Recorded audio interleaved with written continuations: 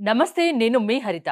మీరు ధనవంతులు కావాలనుకుంటున్నారా? అయితే ఒక్క 10 నిమిషాలు ఇలా చేయండి చాలు అంటున్నారు result oriented law of attraction coach విశ్వం విజయ్.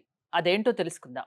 నమస్తే విజయ్ గారు. నమస్కారం అండి హరిత గారు. అందరికీ ఉంటుంది కదా! ధనవంతులు కావాలి, బాగా డబ్బుండాలి, లగ్జరీ లైఫ్ ఉండాలి, ప్రశాంతంగా ఉండాలి, హెల్తీగా ఉండాలని ఇవన్నీ అందరికీ ఉంటాయి కామన్‌గా కోరికలు. అవును. మీరొక 10 నిమిషాలు ఇలా చేస్తే చాలు ధనవంతులవుతారు అంటున్నారు. ఎలా యెస్. సాధ్యం? విశ్వం విజయ్ గారిచే నిర్వహించబడే advanced law of attraction class attend అవ్వాలి అనుకుంటే కామెంట్ సెక్షన్ లో ఉన్న గూగుల్ ఫామ్ ని ఫిల్ చేయండి లేదా డిస్ప్లే అవుతున్న నెంబర్ కి కాల్ చేయండి. ధర్మో రక్షిత రక్షిత యద్భావం తద్భవతి.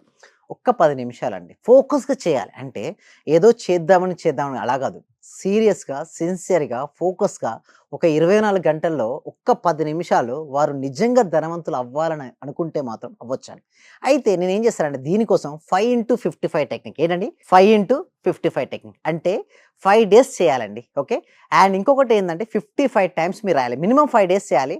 దాని తర్వాత కూడా మీరు చేసినట్టయితే మంచి రిజల్ట్స్ వస్తాయి. బట్ 5 డేస్‌ని ఎందుకు అంటున్నా అంటే కొంతమంది ఏమంటారంటే అర్జెన్సీ కావాలండి. కొంచెం అర్జెన్సీగా నాకు ఒక 5,00,000 కావాలి, 2,00,000 రూపీస్ కావాలని మీరు అనుకున్నారు. ఒక్క 5 రోజులు మీరు ఏం చేస్తారంటే 55 టైమ్స్ రాత్రి పడుకునే ముందు ఏం చేయాలంటే మీకు ఏదైతే కావాలని మీరు కోరుకున్నారు కదా మేడం, దాని ఆల్రెడీ వచ్చినందుకు విశ్వానికి హృదయపూర్వక కృతజ్ఞతలను రాయాలి. ఎన్నిసార్లండి? 55 టైమ్స్. ఇప్పుడు మీకు ఎంత కావాలి? అప్రాక్సిమేట్‌లీ ఒక 2,00,000 రూపీస్ అర్జెన్సీ కావాలి. నాకు 5,00,000 రూపీస్ వివిధ మార్గాల ద్వారా నా అకౌంట్‌లోకొచ్చి నా అవసరం తీరినందుకు విశ్వానికి హృదయపూర్వక కృతజ్ఞతలు. ఎన్నిసార్లండి? 5 55. సార్లు. 55 టైమ్స్. 5 రోజులు. 5 రోజులు రాయాలి. హ్మ్. సో, ఎవరికైతే మనీ కావాలని కోరుకుంటున్నారో కామెంట్ సెక్షన్‌లో అందరూ గూడా మనీ, మనీ అని ఎంటర్ చేయండి. ఎవరైతే మనీ అని ఎంటర్ చేస్తారో వ్యూవర్స్ వాళ్ళకి డెఫినిట్‌గా మనీ వస్తుందండి. చూద్దాం ఎంతమంది ఎంటర్ చేస్తారో. ఎందుకు నేను అంటానంటే ఎవ్రీ టైమ్ చూడండి మనీ అనే పదాన్ని మీరు విన్నా, ఓకే, పలికినా, ఫీల్ అయినా మనీ వస్తదండి. That is the power of money. ఎందుకు అంటే యద్భావం తద్భవతి అండి. మనం ఎంత ఎక్కువగా ఫీల్ అవుతూ ఉంటే అంటే ఎందుకు మనీ రాదంటే నా దగ్గర మనీ లేదు, సఫిషియెంట్ మనీ లేదు నా దగ్గర అని ఎప్పుడైతే బాధపడుకుంటూ కూర్చుంటారో మీకు తెలియకుండానే మీ ఎనర్జీ లెవెల్స్ ఏమవుతాయండి? డౌన్. వీక్ అయిపోతాయి. డౌన్ అయితాయి. డౌన్ ఎనర్జీ అయినప్పుడు మీ ఆలోచనకు పవర్ ఉండదు. మన సబ్జెక్ట్ మొత్తం దేనిపై డిపెండ్ అయి ఉంటుందంటే హరిత గారు, మన మైండ్ పవర్ పైన ఆధారపడి ఉంటుంది. దాంతో పాటు మన ఎనర్జీ స్థాయిని బట్టి ఉంటుంది. ఎవరైతే హై ఎనర్జీ ఉంటుందో వాళ్ళ నుంచి వచ్చినటువంటి ఆలోచనకు పవర్ ఎక్కువ ఉంటుంది. దాన్ని థాట్ పవర్ అంటారు. మనీకి సంబంధించి మనీ రావాలి అనుకుని మనం అనుకుంటున్నాం కదా!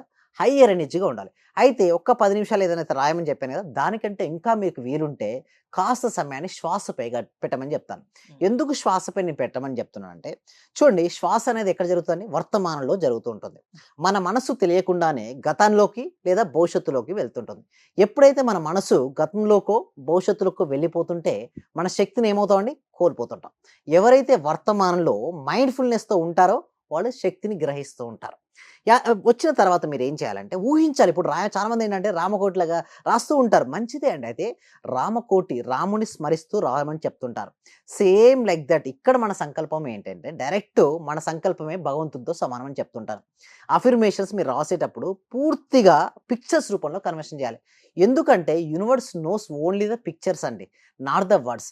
అయితే నేను ఇప్పుడు తెలుగులో మాట్లాడుతున్నా. మనకు తెలుగొచ్చు. తెలుగు ఆడియన్స్ వింటున్నారు. హ్మ్. అదే మలయాళం మాట్లాడుతుంటే ఎవరికైనా అర్థమవుద్దా అండి? అర్థం ఆ కాదు కదా! లాంగ్వేజ్ తెలిసిన వాళ్ళకే అర్థమవుతుంది. అర్థమవుద్ది. అంటే యూనివర్సల్ లాంగ్వేజ్, పిక్చర్ లాంగ్వేజ్. అంటే మన తెలుగు వాళ్ళకి ఒక కోరిక ఉంటుందండి.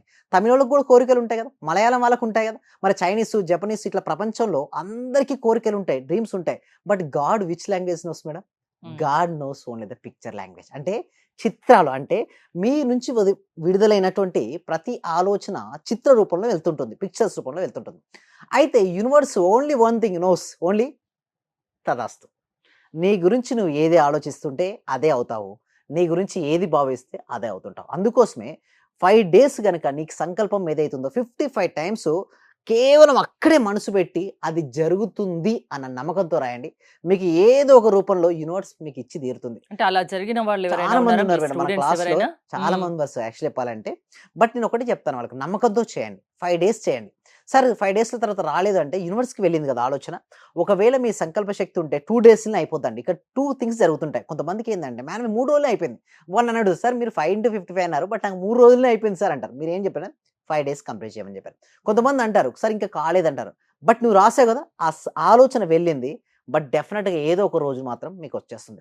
హ్మ్. బట్ నమ్మకంతో చేస్తే మాత్రం డెఫినెట్‌గా వస్తుందండి.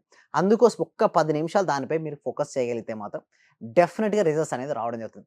అయితే సబ్జెక్ట్‌ని వాళ్ళు ఎందుకు నమ్మరు అంటే, అసలు నిజంగా వస్తాయా?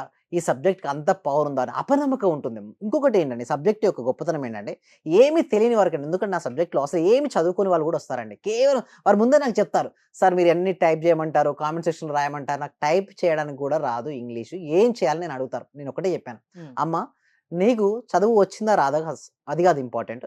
నీవు ఊహించుకోగలుగుతున్నావా లేదా? నీ భవిష్యత్తును గొప్పగా హ్మ్. ఊహించుకో. నీకేది కావాలో కోరిక ఉంటుంది కదా! ఆ కోరిక ఆల్రెడీ జరిగినట్టుగా ఊహించుకోమని చెప్పాను. అది అత్యాశ ఏం కాదా? అత్యాశ ఏం కాదు మేడం. హ్మ్. ఆశ ఉంటేనే అభివృద్ధి చెందుతారు మేడం. అయితే ఆశకు, అత్యాశకు చాలా తేడా ఉంది. ఆశ నేను ఎదగాలని కోరుకోవడం ఆశ. హ్మ్. నేను మాత్రమే ఎదగాలని కోరుకోవడం అత్యాశ. ప్రపంచంలో ధనవంతుడిని నేను అవ్వాలనుకోవడం ఆశ. నేనే ధనవంతుడు అవ్వాలనుకోవడం అత్యాశ. అంటే ఆశకు, అత్యాశకు చాలా తేడా ఉంది మేడం. అయితే ప్రతి ఒక్కరికి ఆశ లేనిది, కోరిక లేనిది ముందుకు జరగదు మేడం. ప్రతి ఒక్కరు డెవలప్‌మెంట్ అవ్వాలని అనుకుంటారు. బట్ ఎవరిలో అయితే సంకల్ప బలం బలంగా ఉంటుందో వారు ముందుకెళ్ళాలి. అంటే సింపుల్ చెప్పాలంటే ఫైర్ అండి. లోపల ఫైర్ అంటే తపించిపోవాలి. నేను ఎలాగైనా సరే నేను ఏ రంగంలో ఉన్నానో ఆ రంగంలో నేను రాణించాలి అన్న బలమైన సంకల్పం ఉంటే డెఫినిట్‌గా అవుతారు. మీరే చెప్పండి. ఒక ఏ ఫీల్డ్ తీసుకున్నా గూడా ఆ ఫీల్డ్‌లో హై ఎనర్జీగా ఎక్కువ ఫోకస్ పెడుతూ రాణిస్తుంటే అతను ధనవంతుడు అవుతారా లేదా? ఖచ్చితంగా. అంటే హ్మ్. అతనికి ఎనర్జీ ఉంది గాబట్టి అతను ధనవంతుడు అవుతున్నాడు. ఒక వ్యక్తి డాన్స్ బాగా చేస్తున్నాడు. అంటే ఏంటి? హై ఎనర్జీలో ఉన్నాడు. అతనికి ఆటోమేటిక్‌గా సక్సెస్ అనేది వస్తుంది. ఒక క్రికెటరు చాలా ఎనర్జిటిక్‌గా 4లు, 6లు ఆడుతున్నాడు ప్లేయింగ్. సో, ఆటోమేటిక్‌గా అంటే ఒకటే గుర్తుంచుకోవాల్సిన విషయం ఏంటంటే, మనం ఏ ఫీల్డ్ అయితే ఎంచుకుంటామో అది విద్యారంగంలో చదువైనా గావచ్చు, లేదా బిజినెస్ జాబ్ అయినా గావచ్చు, ఏదైనా సరే రియల్ ఎస్టేట్ గావచ్చు, ఇన్స్యూరెన్సే గావచ్చు, వెల్‌నెస్ కోచే గావచ్చు, బొటిక్ రన్ చేస్తుంది గావచ్చు, బ్యూటీ పార్లరే గావచ్చు, ఏ రంగమైనా సరే అందులో గనక నంబర్ 1 పొజిషన్ గాని, లేదా నువ్వు రాణించగలిగితే మాత్రం డెఫినిట్‌గా నువ్వు మనీని చేంజ్ చేయడం గాదు. మనీయే మనని చేంజ్ చేస్తుంది. కాన్సంట్రేషన్‌తో 5 రోజులు, రోజుకు 55 సార్లు సంకల్పం రాస్తే అది ఖచ్చితంగా నెరవేరుతుంది. నమ్మకంతో చేయండి అంటున్నారు. అవునండి. మీ law of attraction classes attend అవ్వాలంటే ఏంటి process? Thank you so much అండి. ఈ సబ్జెక్ట్‌ను విశ్వవ్యాప్తం చేయాలండి. ఓకే. ప్రతి వ్యక్తికి, ప్రతి కుటుంబానికి, ప్రతి ఇంటికి సబ్జెక్ట్ చేరాలి. చేరిన తర్వాత ముందు వాళ్ళపై వాటిలో నమ్మకం అనేది ఏర్పడాలి.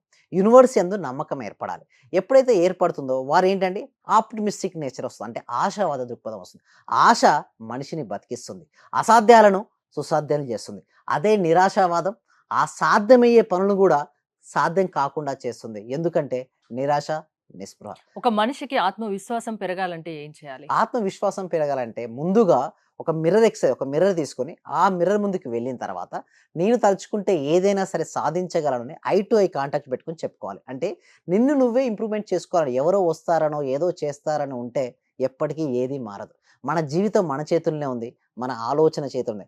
మన మైండ్ సెట్ మారితేనే లైఫ్ సెట్ అయిపోద్దండి. అంటే మన మైండ్ సెట్, లైఫ్ సెట్ దగ్గర సంబంధం. అంటే ఎవరైతే పాజిటివ్‌గా ఆలోచిస్తుంటారో వాళ్ళు పాజిటివ్ పనులు చేయగలుగుతారు. వాళ్ళు పాజిటివ్‌గా ఉండగలుగుతారు.